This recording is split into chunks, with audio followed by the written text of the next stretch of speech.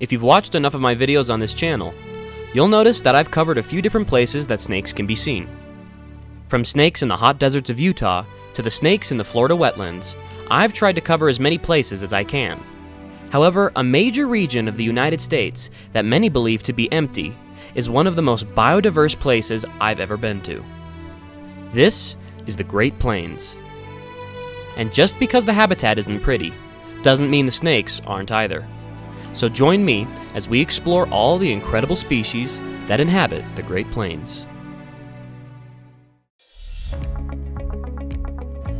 My name is Ethan Feinschreiber, and I have a passion for educating the world about snakes.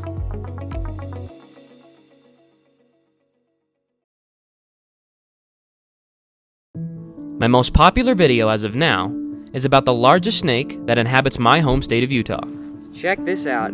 This right here is the Great Basin gopher snake.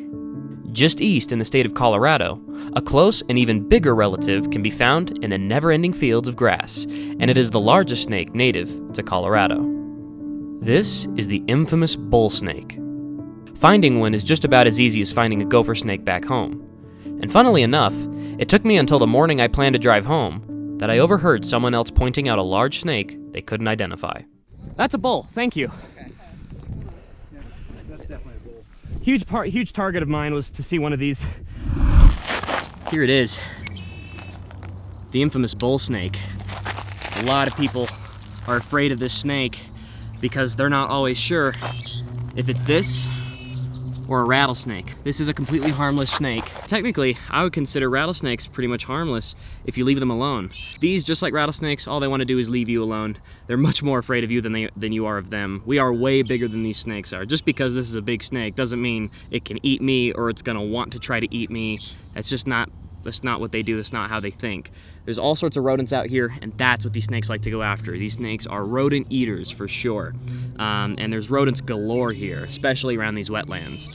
Now, this is one of the most common snakes out here in the plains, and of course, also probably the largest. This is a very close relative of the gopher snakes that I find back home in Utah. In fact, this is essentially a type of gopher snake. Gopher snakes are common throughout the entire western United States, and there's many different types of gopher snakes you can find. The ones I get back home are Great Basin gopher snakes. The ones you get here are bull snakes. And bull snakes get, on average, larger than the gopher snakes I get back home. However, a 6-foot bull snake is not unusual. This is an average size bull snake, and it is nearly about 4.5, nearly 5 feet long. And that's just how big they get out here, which I think is super cool. Biggest differentiation between these and the rattlesnakes, in case you're wondering, is the rattlesnakes have very distinct ovals that go down their back, especially by their neck. But these guys almost have like a diamond-shaped pattern near their head, and they don't have as distinct of ovals. I mean, these blotches are not very distinct. They're kind of speckled in there. And if you look at enough pictures, you'll easily see that there's quite a difference. The thing I love about these snakes is, despite being a type of gopher snake, they really do look a lot different from the gopher snakes I'm used to finding back home. That head looks entirely different. The scales that go around their mouth are called labial scales.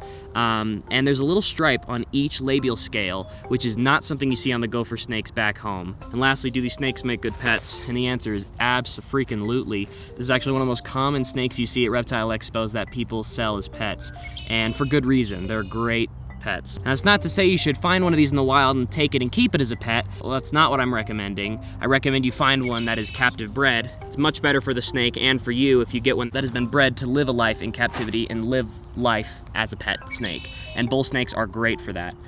They're known for being really good eaters. Sometimes getting your pet snake to eat can be difficult, especially if they're really stressed out. And usually bull snakes are really good at getting accustomed to their new home, getting accustomed to their new owner, and being relaxed enough to eat whenever you feed them, and will grow up to be big, happy, awesome snakes to have as pets. Anyway, thank you so much for taking the time to educate yourself on the bull snake. I'll see you guys next time with possibly an even cooler snake. Much like the gopher snakes of Utah, this is one of the most successful snakes in the region, and one of the biggest forms of rodent control here.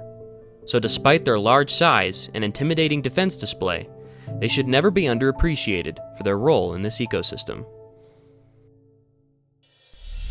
If you enjoyed this episode of Snakes on the Brain, let me know by giving this video a like, and if you want to learn about other snakes I've caught, make sure to subscribe.